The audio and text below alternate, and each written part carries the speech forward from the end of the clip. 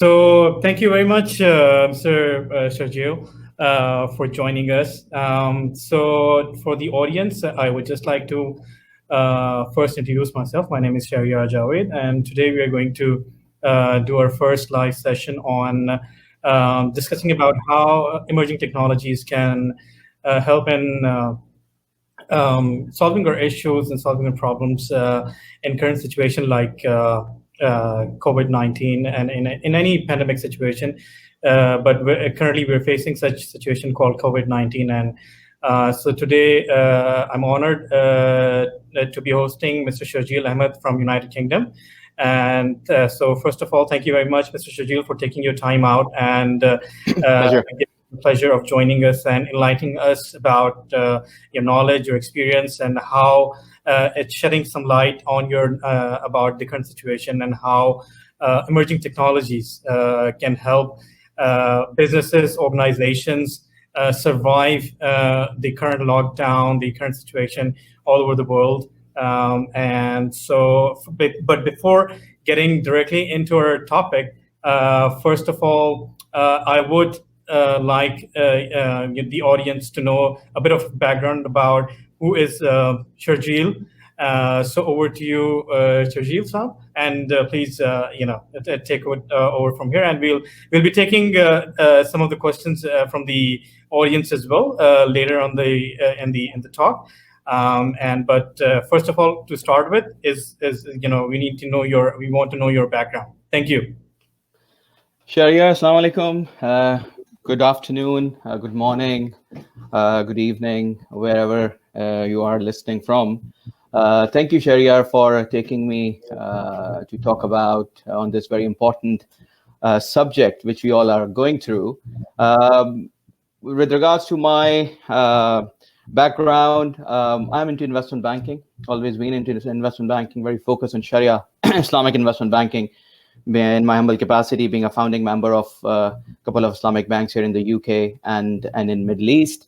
From last couple of years, I've realized I think there's a going forward, if we need to work more for the industry or for any industry, and if you want to bring innovation, I think entrepreneurship is something which we need to look at. So I have started, we have acquired a company being an entrepreneur in 2018, which are focusing now on innovation, emerging technologies such as blockchain, cybersecurity, and cloud-related services. Again, I'm not here to market anything, but again, the idea is how we can use emerging technologies to bring more innovation, whatever the industry we are working on. So, for example, in my capacity, I spend my career in investment banking. So what we are looking to do, how you can use emerging technologies to bring efficiency into investment banking. Right, but I think thank you very much for the introduction. So to start with, just quickly moving on to our topic for today. How do you see the current situation? I mean, what are the basic issues being faced by different organizations, different businesses, especially SMEs who don't have very large budget to survive on the longer run if they suffer something like this pandemic which is going on. So how do you see that? Yes, I think to start with, I really want people, I mean, it's a very fancy word, emerging technologies and some of the words we are going to use. But I think we need to understand what are emerging technologies. It's a simple, right? It's a technologies which are emerging. And literally, this is what it means, right? Technologies which are emerging, which are coming into prominence from the background where non-existing, right? So, and I think if you look at it, this pandemic is the real test for the deployment of these technologies, right? Now, what are emerging technologies? There are various technologies in the very recent past came into existence. For example, artificial intelligence. We all are hearing about artificial intelligence. Intelligence we used to know, IQ we use to understand, but what is artificial intelligence, right? So this is what something we need to understand, how artificial intelligence can change the way we are doing things, right? So there are some of the technologies I wanted to name, for example, artificial intelligence, robotics, blockchain, cybersecurity, 3D printing, biotechnology, Internet of Things. So these are the technologies which are currently in the market. There are a lot of research and development has been done, and I think now we can see in this pandemic some of the technologies are really making a difference. With regards to Shariar, with regards to your question, how SMEs or institution can deploy these technologies, again, right, it depends whether, first of all, the first question any industry, any business should ask themselves, are they only jumping into the bandwagon, or do they really need the technology, right? And if they need that for example, I'll tell you, blockchain, everyone is talking about blockchain, right? How many people understand it, right? And if you need to deploy blockchain, why you need to deploy blockchain? There, I personally have spoken to some of the CEOs, for example, right? I was talking to him. I said, Shajil, we wanted to do blockchain, right? Okay, but and when we analyze their business model, they didn't need blockchain. So for them to invest a couple Okay, of million dollars, maybe at this point of time, for the benefit sure. of our audience, maybe in just 2 sentences, how do you define blockchain? So if you're asking me, blockchain is simple. A ledger is a database. It's like Excel sheet, right? So you have Excel sheet, but you can change the data in the Excel sheet. So if the data is on the blockchain, you cannot change the data, you cannot delete the data, or you cannot alter the data, right? And there are various use of blockchain. So data is immutable. This is the key feature of blockchain, and how you can use it, I think we will talk about during the call. Cool. Okay. Thank you. So now you've talked about how organizations can deploy different solution. First, there is a need to identify whether they need solution to at the first place. But let's say currently many businesses, because of the lockdown situation, are at the verge of bankruptcy, right? Especially the travel industry, and people who are working on daily wages, they're actually suffering because they cannot move around and go to work.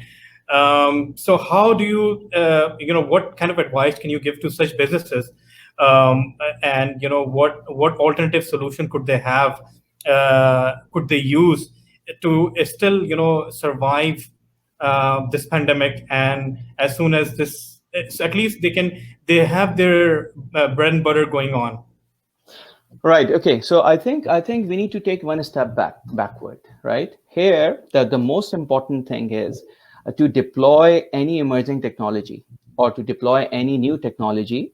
There's a regulation which needs to be looked at. Right. It comes from the government.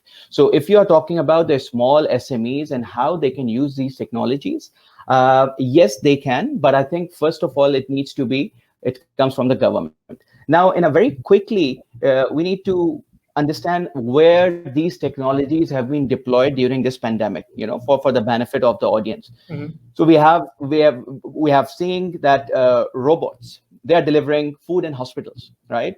They have been used to disinfect hospitals, delivering medical supplies, cameras. There are facial recognition cameras. There's IoT devices have been placed, and they are using to to taking people's temperature, right? So if for example, in some of the malls, when you enter, so they have put these facial recognition cameras which are taking the temperature, and they can tell people, whether if there's a high temperature, of course there's a potentially suspect that it could be a corona.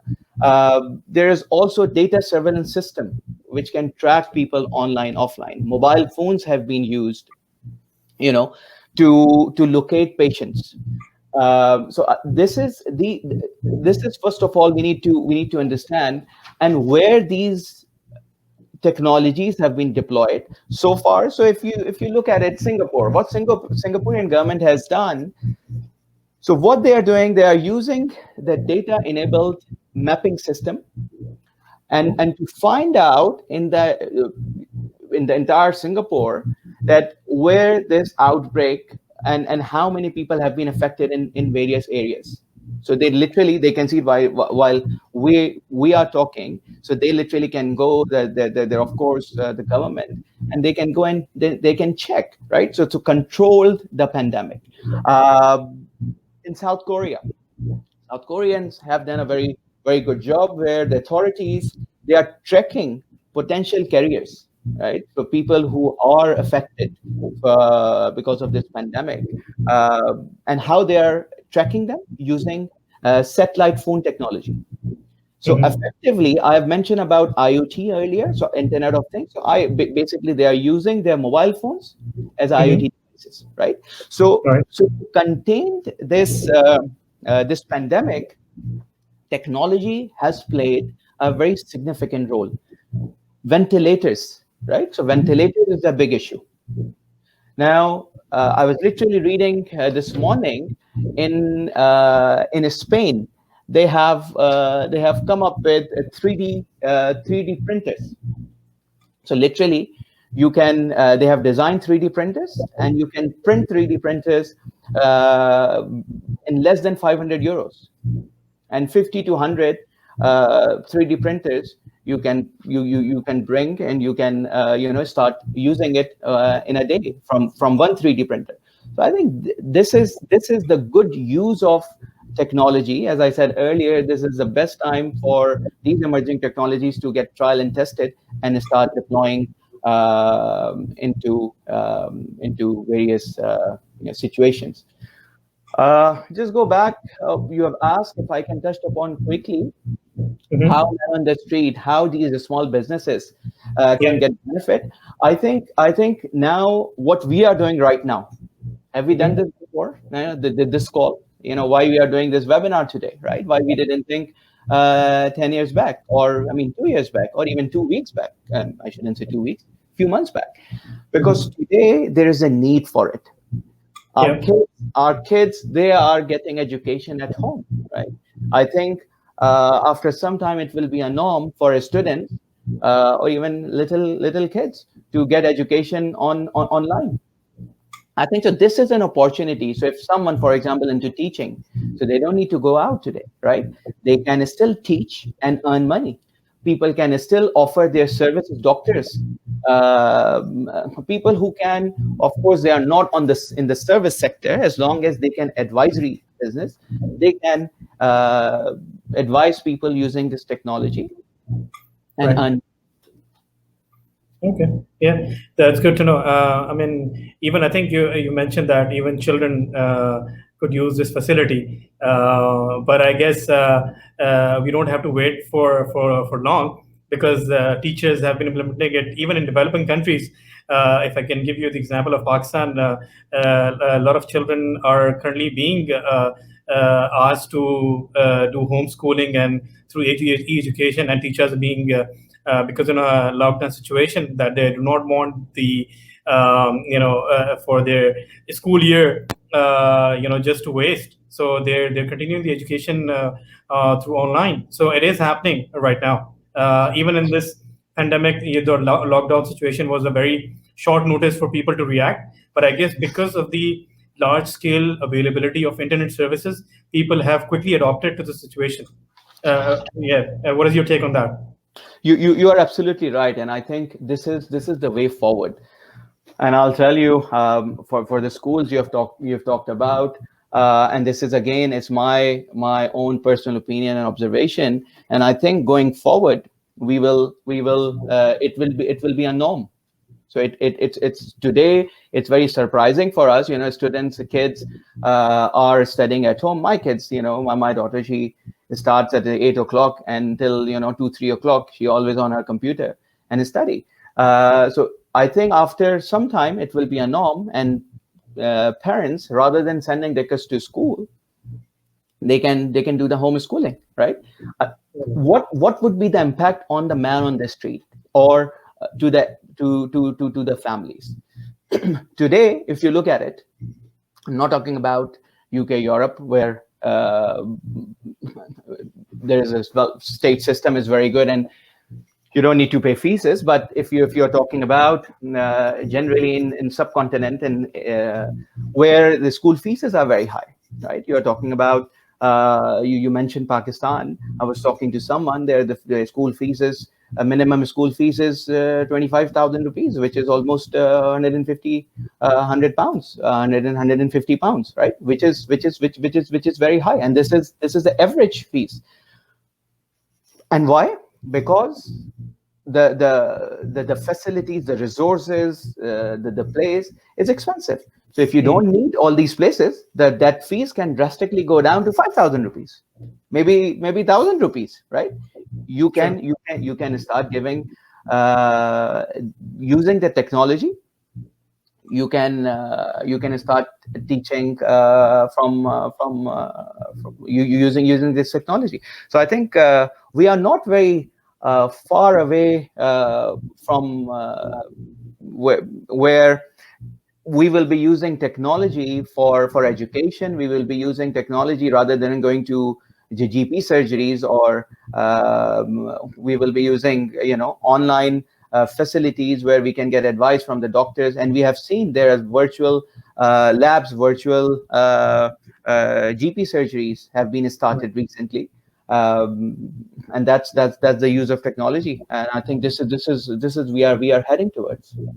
Okay, that's good to know. Yeah, actually, I was coming on that question that since you're based in London, so how things are happening? What is the government taking? What is the necessary ultimate measures that have been taken by the government over there that you feel is going towards a positive direction, is giving some positive results that could actually be implemented in other parts of the world? So I think government is taking measures. One of the advice which we have been getting from day one is to wash your hands, and which I've been advising everyone as well. And I think this is the advice, because there is no any medicine. Government has realized a bit late, but thankfully they have that. We don't call it lockdown here. I mean, it is lockdown effectively, but yes, the advice is to work from home, do things from home, don't go out unnecessarily. And I think these measures, I mean, this morning I was listening, and I think these measures are going to show their results in next week or so, because it's almost now 2 weeks. We have seen the lockdown has been started. Schools are closed. People have been encouraged to work from home, whoever of course can. There, even in the grocery stores and the superstores, there are measures has been placed to save distance. People should have keep the distance. So I think the measures government have put, and they are very keen. They are doing their best. On the hindsight, I must say, on the economic situation, of course, this is deteriorating. But government again have injected a lot of money. They have injected bailout packages. Interest rate has been reduced. Bank interbank bank interest rate has been reduced to almost 0.1%. So I think overall they are doing their best. But again, the pandemic like this is completely out of everyone's control. But if you ask me, if you compare technology, use of technology, and I think the use of technology has been happening more in Asia, Southeast Asia, or Middle East, maybe than here. We are, of course, doing our best, but this is the state of affairs are. Okay. So I think we've talked about the problem being faced. We've talked about the solutions, like especially in terms of education. Now let's talk about some of the tools that actually can help SMEs or even education providers those, the tools that they can help in order to educate, or whoever is providing any service, they can still provide that service, but being remotely based. So if you can shed some light on that as well. I think the key is what I would recommend people to start learning about these technologies first of all. Especially while you are working from home on the situations like these, spend more time in learning about these technologies, right? And whatever the business you are in, how that end first you learn about the technology. There are lots of resources available online. Once you understand, then you start thinking the use case for your own self, for your own industry, and whatever the business you are in. And because you can only deploy this once you understand the technology. And so that's the piece of advice I wanted to give to all the listeners or viewers, Right. to start thinking from that angle, that how the use of technology can make their businesses better.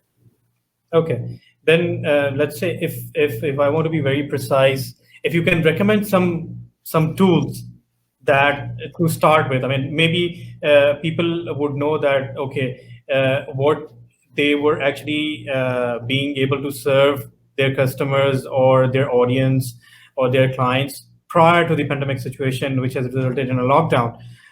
So now they know what they want to deliver, but the problem is that they don't know the means, right? So what we can say, the internet is the road, but they need the what kind of car and the fuel in order to go from one end to the other. So if you can be precise on, especially in terms of tools that could be looked into to start with, even with starting with any other bigger companies and SMEs who are currently providing all these services. It's a very good question. So I think I'll tell you the new wave of doing things in technology space. So you don't need to reinvent the wheel. This is the Right. first piece of advice, right? If let's say you're working on blockchain, so you don't need to build the blockchain platform, because building the Right. blockchain platform is a significant cost. So there are a lot of open architecture platforms are available, right? Mm-hmm. And then this is more for the technologists who are listening. So, for Right. example, IBM has as a platform called Hyperledger Fabric, right? The same Right. way there's a Ethereum. This is another blockchain platform. Right. There's Stellar is another blockchain platform. So you go to these platforms, you start doing plug and play, and you can build your solution, and you are good to go to the market very soon, rather than you build your own platform, right? In the same way, again, as per respective for your industry, there are open architecture platforms available. Either it's for artificial intelligence, either it's for IoT, and either it's for blockchain, right? So you literally go and do plug and play, and you can bring your solution to the market very quickly. Okay. So you talked about the services and the tools being offered by IBM. I think as a business owner, or leading management of any organization, the first thing that would come to their mind would be how much would it cost, right? So So this, yeah, thinking please. about tool and service being used by bigger companies, so they might be a bit cautious about, if we have big companies and we're taking these services from a big company, the cost would be high. So first, what would be the cost range that they should be expecting, or maybe you can advise if there are smaller companies which are giving very much similar services that you might be aware of. So if you are talking about cost, this is a good question. So to start with, these open architecture platform is free to use, right? Which is very interesting. But I think the key question is how people are going to use it. Like I started with, it's not many people understand emerging technologies. So I think again, there are a small companies who are offering advice in advisory technology advisory businesses, which definitely you can refer to. If you are asking me who are these institutions, there are institutions like SciCube. There are institutions in Middle East. I'm sorry, it's not, the name is not on top of my head, but they have there are various institutions available who can offer their advice, but these are small players, new players, who can advise you, who can tell you how to use the technology, and of course, they can even help you in building your solution as well, because that is very important for any new business. If any entrepreneur who wanted to learn about the technology, so they need to understand and get the advice from the relevant institutions. Right. And these small players, I mean, talking about, let's say, if you're talking about SciCube, they are operating in the UK, or they have, or the one in the Middle East, they have these services within the region, or they're providing these services externally as well. If there's a client, let's say from Australia, or there's a client from, Southeast Asia. No, so they're operating from the UK, but they have advisory globally. They're expanding their business. But yes, if someone from Australia, they wanted to get their advice, yes, they can assist. Okay.